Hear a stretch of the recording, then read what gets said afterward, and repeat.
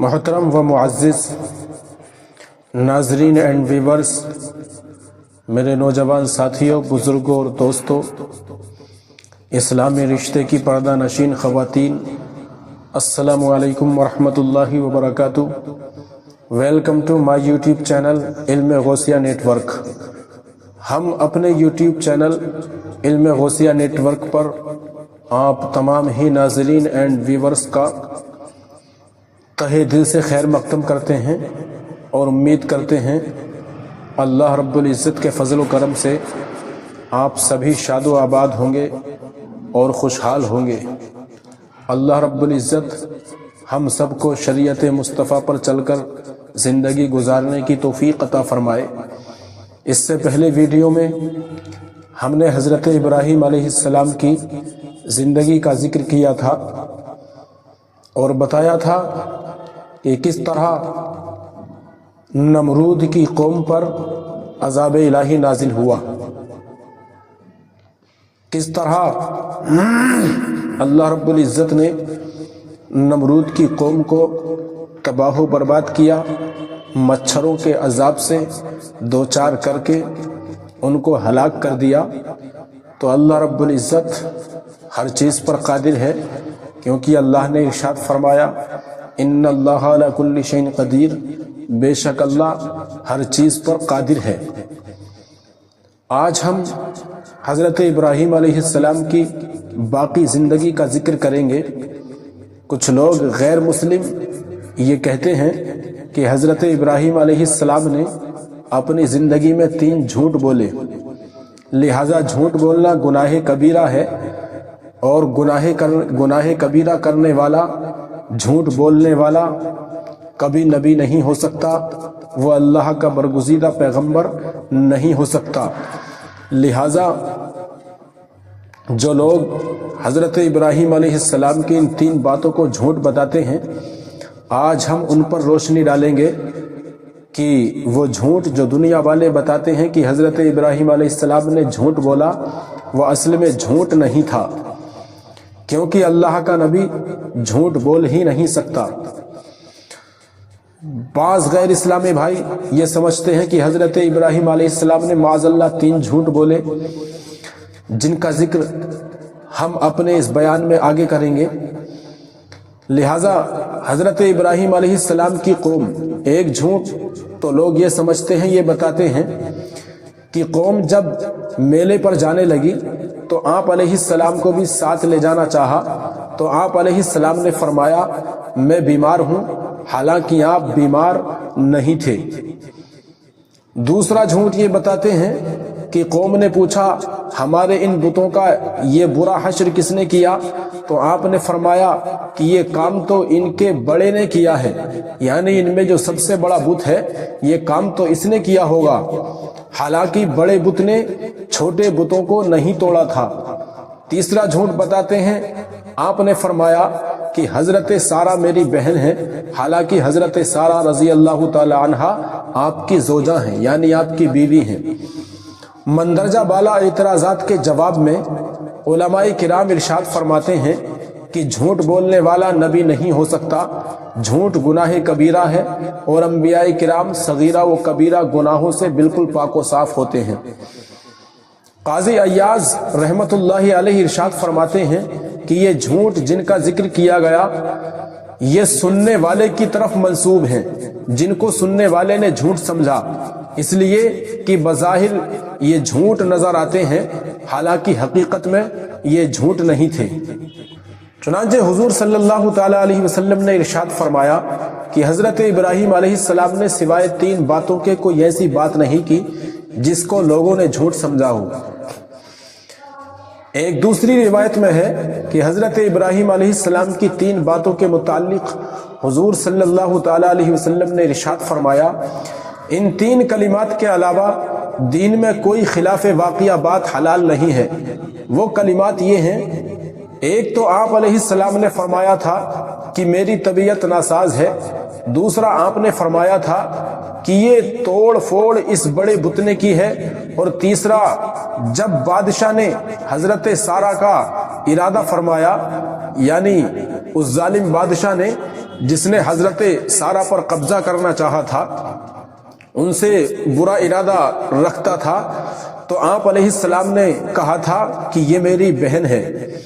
علماء کرام نے حضرت ابراہیم علیہ السلام کے ان تینوں کلمات کی جو توضیح بیان کرتے ہوئے ارشاد فرمایا ہے کہ آپ علیہ السلام نے یہ اشارہ نہیں فرمایا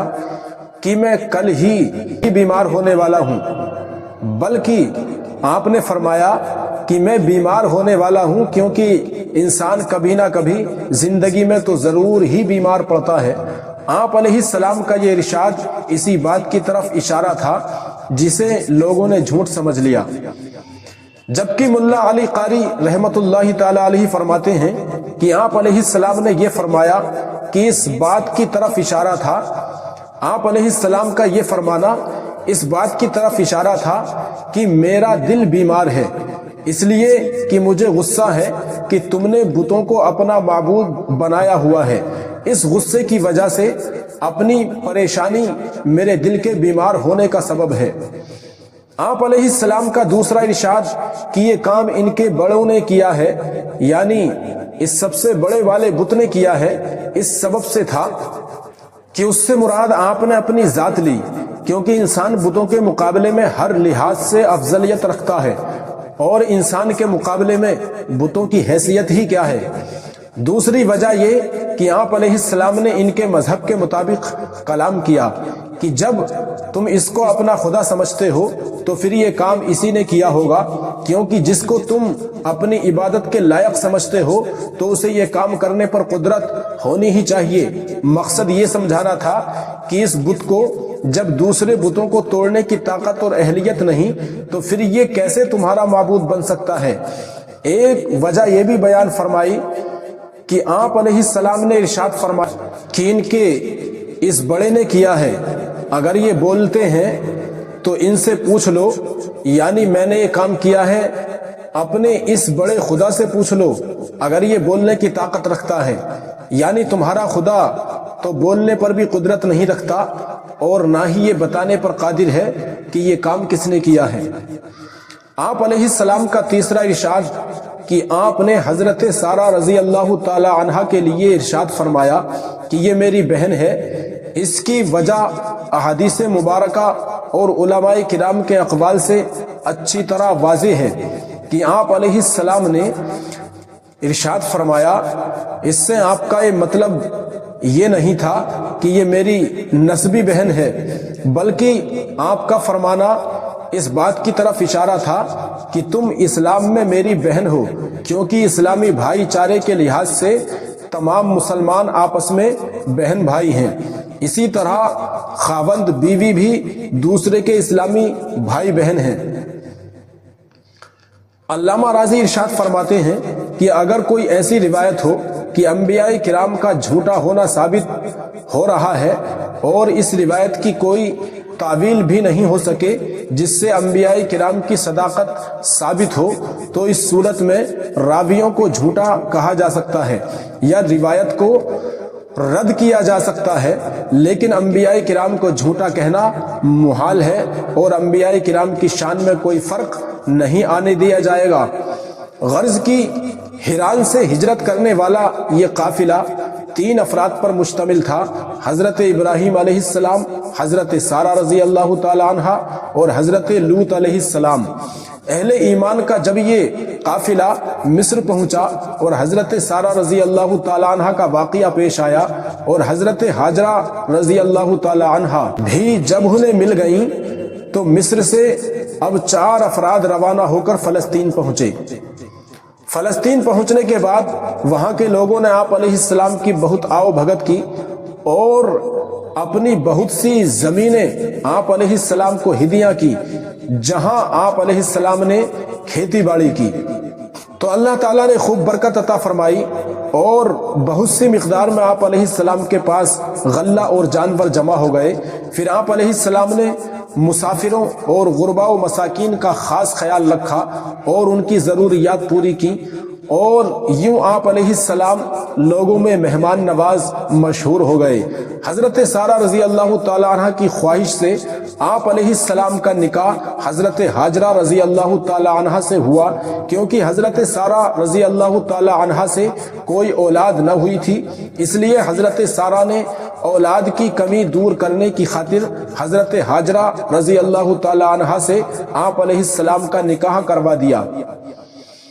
آپ علیہ السلام نے اللہ تعالیٰ سے دعا فرمائی، الہی مجھے لائق اولاد عطا فرما، تو اللہ رب العزت نے آپ علیہ السلام کی اس دعا کو قبول فرمایا اور حضرت ہاجرہ رضی اللہ تعالی عنہا سے بیٹے کی بشارت عطا فرمائی، جیسا کہ قرآن پاک میں مذکور ہوا۔ تو ہم نے اسے ایک خوشخبری سنائی، ایک بردبار لڑکے کی، ایک بردبار بیٹے کی، اور اس طرح حضرت اسماعیل علیہ السلام کی ولادت بسعادت ہوئی۔ ولادت اسماعیل علیہ السلام کے وقت اللہ تعالیٰ نے دوسرے فرزند حضرت اسحاق علیہ السلام کی پیدائش کی بشارت عطا فرمائی، جیسا کہ قرآن حکیم میں مذکور ہوا۔ ہم نے اسے حضرت سارہ کو اسحاق کی خوشخبری دی اور اسحاق کے پیچھے یعقوب کی، یعنی جب حضرت اسماعیل علیہ السلام کی پیدائش ہوئی تو اللہ رب العزت نے حضرت سارہ جن سے کوئی اولاد نہیں ہوئی تھی حضرت ابراہیم علیہ السلام کی، ان کو بھی خوشخبری سنائی کہ تم کو بھی اسحاق جیسا بیٹا عطا فرماؤں گا اور اسحاق کے بعد یعقوب جیسا پوتا عطا فرماؤں گا۔ تو پروردگار عالم نے حضرت سارہ کو بھی اسحاق جیسا بیٹا عطا فرمایا اور حضرت اسحاق جیسا، حضرت یعقوب جیسا پوتا عطا فرمایا۔ لہذا قرآن پاک کی ان آیات کریمہ میں خوشخبری کا لفظ مذکور ہونے کی وجہ یہ ہے کہ حضرت سارہ رضی اللہ تعالی عنہ سے کوئی اولاد نہ ہوئی تھی، جبکہ آپ رضی اللہ تعالی عنہ اور حضرت ابراہیم علیہ السلام بڑھاپے کی عمر کو پہنچ چکے تھے اور اب اولاد کی کوئی امید رکھنا بالکل عبث تھا۔ اس وقت حضرت سارہ رضی اللہ تعالی عنہ کی عمر 90 سال اور حضرت ابراہیم علیہ السلام کی عمر 120 سال کی تھی۔ اسی لیے یہ بشارت سن کر حضرت سارہ رضی اللہ تعالی عنہ نے فرمایا کہ عجیب بات ہے کہ مجھے بچہ ہوگا جبکہ میں اور میرے شوہر بوڑھے ہو چکے ہیں۔ الغرض اس بشارت کے 1 سال بعد حضرت اسحاق علیہ السلام حضرت سارہ رضی اللہ تعالی عنہ کے بطن اطہر سے پیدا ہوئے، اور یوں حضرت اسماعیل علیہ السلام کی پیدائش کے 14 سال بعد حضرت اسحاق علیہ السلام کی ولادت بسعادت ہوئی، جیسا کہ قرآن حکیم میں مذکور ہوا۔ تو ہم نے اسے خوشخبری دی اسحاق کی اور اس کے پیچھے یعقوب کی، اور ہم نے عطا فرمایا آپ کو اسحاق جیسا بیٹا اور یعقوب جیسا پوتا، اور ہم نے رکھ دی ان کی اولاد میں نبوت اور کتاب، اور ہم نے دیا ان کو ان کی جانثاری کا اجر اس دنیا میں، اور بلا شبہ وہ آخرت میں صالحین کے زمرے میں ہوں گے۔ اور ہم نے عطا فرمایا انہیں اسحاق جیسا بیٹا اور یعقوب جیسا پوتا، اور سب کو ہم نے صالح بنا دیا، اور ہم نے انہیں بنایا پیشوا لوگوں کے لیے، یعنی ہم نے ان کو لوگوں کے لیے نبی بنایا۔ اب حضرت ابراہیم علیہ السلام کی آزمائش شروع ہوتی ہے۔ اللہ تعالیٰ نے حضرت ابراہیم علیہ السلام کا پہلے امتحان لیا جب انہیں آگ میں پھینکا گیا۔ آپ علیہ السلام اس آزمائش میں پورے اترے اور جان کی پرواہ نہ کرتے ہوئے اور اللہ عز و جل پر توکل کرتے ہوئے دعوت حق سے پیچھے نہ ہٹے۔ آپ علیہ السلام کی آزمائش کا یہ سلسلہ بند نہیں ہوا، بلکہ اللہ تعالیٰ نے آپ علیہ السلام سے ایک اور امتحان لیا، اور آپ علیہ السلام کو حکم دیا کہ اپنی زوجہ یعنی اپنی بیوی حضرت ہاجرہ رضی اللہ تعالی عنہا اور اپنے چہیتے اکلوتے بیٹے حضرت اسماعیل علیہ السلام کو حرم کی ویران اور بیابان سرزمین پر چھوڑ آؤ۔ اس وقت دور دور تک کوئی آبادی نہ تھی، ایسی اجاڑ جگہ اپنے اہل خانہ کو چھوڑ کر واپس آ جانا، جبکہ وہاں نہ کوئی انسان تھا اور نہ ہی کوئی دانا پانی کا نام و نشان تھا۔ اور حضرت ہاجرہ رضی اللہ تعالی عنہ ان دنوں حضرت اسماعیل علیہ السلام کو دودھ پلاتی تھی۔ اتنے شیر خوار بچے اور اپنی بیوی کو ایسی جگہ چھوڑ آنا سخت ترین امتحان تھا۔ اس امتحان کا ایک مقصد جہاں اپنے محبوب بندے کی آزمائش کرنی تھی، وہاں دوسری طرف کعبہ شریف کی تعمیر اور مکہ مکرمہ کو آباد کرنا بھی مقصود تھا۔ چنانچہ اللہ تعالیٰ اس محبوب و برگزیدہ بندے نے اس محبوب اور برگزیدہ بندے نے اپنے رب کے حکم کے آگے سر تسلیم خم کر دیا اور اپنی زوجہ اور اپنے چھوٹے سے شیر خوار بچے کو لے کر حرم کی سرزمین میں داخل ہوئے اور اس ویران و سنسان جگہ پر بیت اللہ شریف کے قریب مقام زمزم کے پاس کہ وہاں ایک درخت تھا بٹھا دیا اور ایک مشکیزے میں پانی اور ایک تھیلے میں کچھ کھجوریں تھیں حضرت ہاجرہ کے حوالے کی اور واپس لوٹنے لگے۔ حضرت ہاجرہ رضی اللہ تعالی عنہا دوڑ کر ان کے پیچھے آئیں اور فرمایا اے ابراہیم ہمیں یہاں کہاں چھوڑ کر جا رہے ہیں کہ یہاں نہ تو کوئی ہمدرد اور غم گسار ہے اور نہ ہی کوئی ضرورت کی چیز۔ آپ رضی اللہ تعالی عنہ نے بار بار پوچھا مگر حضرت ابراہیم علیہ السلام نے کوئی جواب نہ دیا، تو حضرت ہاجرہ رضی اللہ تعالی عنہ بالآخر بولی کیا آپ کو اللہ تعالیٰ کی طرف سے یہ حکم ہوا ہے؟ تو حضرت ابراہیم علیہ السلام نے ارشاد فرمایا ہاں۔ تو حضرت ہاجرہ یہ کہتے ہوئے واپس بچے کے پاس لوٹ گئیں کہ ٹھیک ہے پھر ہمیں اللہ عز و جل کبھی ضائع نہیں فرمائے گا، جس نے ہمیں یہاں پر رہنے کا حکم دیا ہے وہیں ہماری حفاظت بھی فرمائے گا۔ جب حضرت ابراہیم علیہ السلام اتنی دور نکل آئے کہ انہیں اپنی زوجہ یعنی اپنی بیوی اور بیٹا نظر نہیں آ رہے تھے تو آپ علیہ السلام نے بیت اللہ شریف کی طرف رخ کیا۔ اس وقت بیت اللہ شریف کی جگہ اس کی بنیادیں ایک ٹیلے کی مانند تھی۔ آپ علیہ السلام نے ہاتھ اٹھا کر دعا فرمائی اے ہمارے رب میں نے بسا دیا ہے اپنی کچھ اولاد کو اس وادی میں جس کا تو نے حکم دیا تھا، جس میں کھیتی باڑی بھی نہیں ہے، تیرے حرمت والے گھر کے پڑوس میں۔ اے ہمارے رب یہ اس لیے تاکہ وہ نماز قائم کریں، بس کر دے لوگوں کے دلوں کو ان کی طرف شوق اور محبت سے ان کی طرف مائل فرما دے اور انہیں رزق دے پھلوں سے تاکہ وہ تیرا شکر ادا کریں۔ غرض کی حضرت ہاجرہ رضی اللہ تعالی عنہا اپنے بیٹے اسماعیل علیہ السلام کو دودھ پلاتی رہیں، مشکیزے کا پانی اور کھجوریں ختم ہو گئیں۔ حضرت ہاجرہ رضی اللہ تعالی عنہا بھوکی پیاسی ہو گئیں جس کے سبب دودھ بننا بھی ختم ہو گیا اور آپ رضی اللہ تعالی عنہ کے ساتھ ساتھ بچہ بھی بھوک و پیاس سے بلک اٹھا۔ بچے کی تڑپ اور پیاس آپ رضی اللہ تعالی عنہ سے دیکھی نہ گئی اور اسی بے قراری کے عالم میں دوڑ کر قریب کی پہاڑی صفا پر چڑھی کہ شاید کہیں پانی نظر آ جائے یا کوئی انسان ہی نظر آ جائے جو ان کی مدد کر سکے۔ وہاں کچھ نظر نہیں آیا تو اتر کر دوڑتی ہوئی مروہ کی پہاڑی پر چڑھی کہ گوہر مقصود نظر آ جائے، مگر یہاں بھی کوئی نظر نہیں آ رہا تھا۔ غرض کی اسی بے قراری کے عالم میں، تڑپ اور پریشانی کے عالم میں آپ رضی اللہ تعالی عنہ نے صفا اور مروہ کے ساتھ چکر لگائے۔ ان پہاڑیوں کے چکر لگانے کے دوران جب آپ نشیب پر پہنچی جہاں سے انہیں اسماعیل علیہ السلام نظر آتے تو اپنی رفتار آہستہ کر لیتی۔ ساتویں مرتبہ وہ جب مروہ پر پہنچی تو ایک آواز سنی، انہوں نے اپنا وہم سمجھا، انہوں نے اس آواز کو اپنا وہم سمجھا۔ پھر دوبارہ آواز سنی تو دیکھا کہ ایک فرشتہ اسماعیل علیہ السلام کی ایڑیوں کے پاس کھڑا ہے۔ پھر اس نے اپنی ایڑی زمین پر ماری یا حضرت اسماعیل علیہ السلام نے اپنی ایڑی رگڑی تو پانی کا ایک چشمہ جاری ہو گیا۔ آپ رضی اللہ تعالی عنہ نے مٹی سے ارد گرد ایک حوض سا بنا لیا، وہ پانی جوش مارنے لگا تو آپ رضی اللہ تعالی عنہ نے فرمایا زمزم یعنی رک جا رک جا۔ حضرت ہاجرہ رضی اللہ تعالی عنہ نے چلو بھر بھر کر حضرت اسماعیل علیہ السلام کو پانی پلایا اور خود بھی پیا۔ حضرت ابن عباس رضی اللہ تعالی عنہ سے روایت ہے کہ نبی کریم صلی اللہ تعالی علیہ وسلم نے ارشاد فرمایا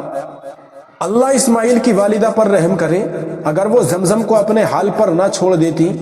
یا یہ نہ فرماتی کہ وہ پانی کا چلو نہ بھرتی تو زمزم ایک بڑا چشمہ بن جاتا۔ جب بی بی ہاجرہ رضی اللہ تعالی عنہ نے پانی پیا تو آپ رضی اللہ تعالی عنہ کا دودھ جاری ہو گیا تب فرشتے نے آپ رضی اللہ تعالیٰ عنہ سے کہا تم کوئی خوف نہ کرو، تم ضائع نہ کی جاؤ گی، بے شک یہاں بیت اللہ ہے، اس کی تعمیر یہ بچہ اور اس کے والد کریں گے، بے شک اللہ تعالیٰ اپنے مقربین کے اجر کو ضائع نہیں فرماتا۔ غرض کہ حضرت ہاجرہ رضی اللہ تعالی عنہ اپنے فرزند ارجمند کے ساتھ یہاں قیام پذیر تھی کہ بنو جرہم کا قبیلہ وہاں سے گزرا۔ انہوں نے یہاں پرندوں کو اڑتے ہوئے دیکھ کر اندازہ لگا لیا کہ پرندے پانی کی موجودگی کا پتہ بتا رہے ہیں،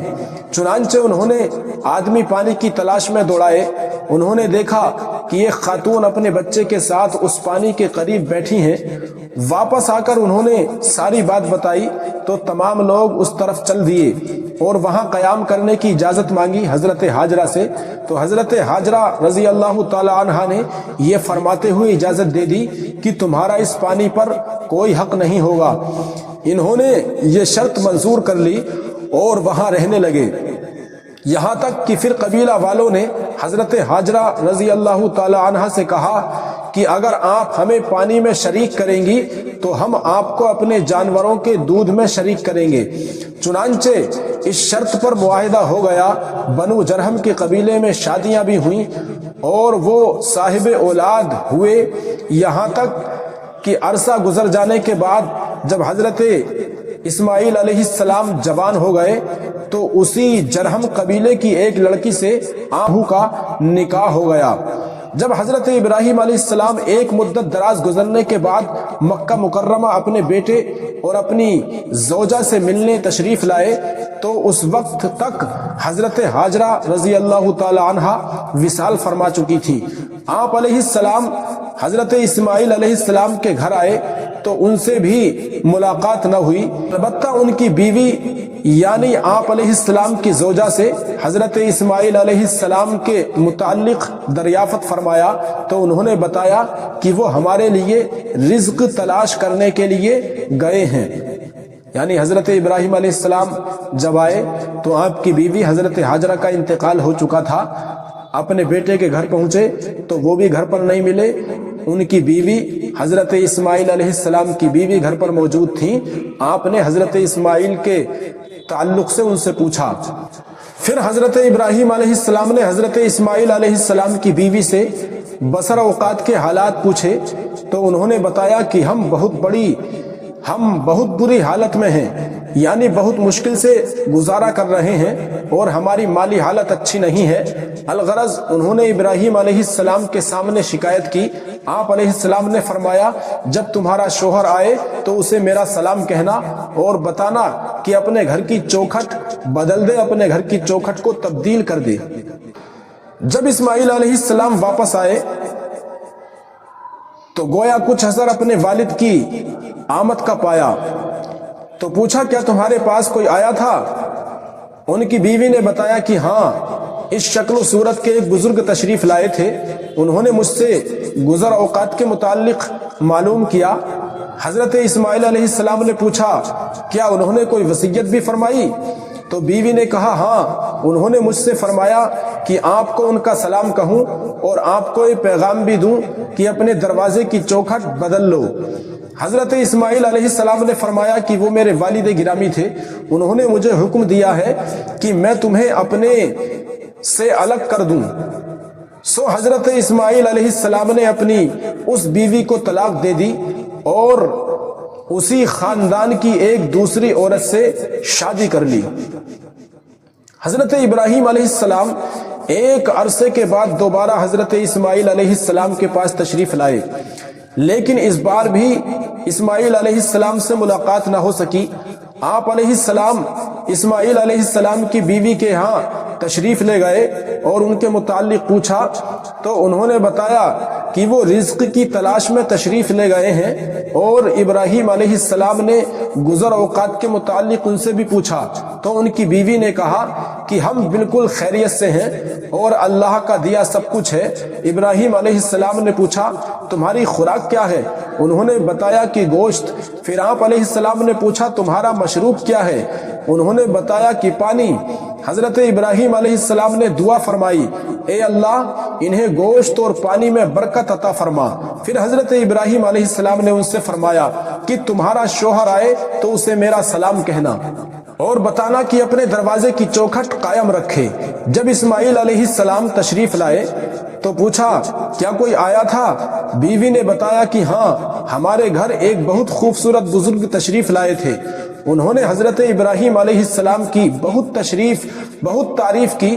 اور بتایا کہ انہوں نے ہماری گزر اوقات کے متعلق پوچھا۔ حضرت اسماعیل علیہ السلام نے پوچھا کیا کوئی نصیحت بھی کی ہے انہوں نے؟ تو کہنے لگی ہاں، وہ آپ کو سلام کہہ رہے تھے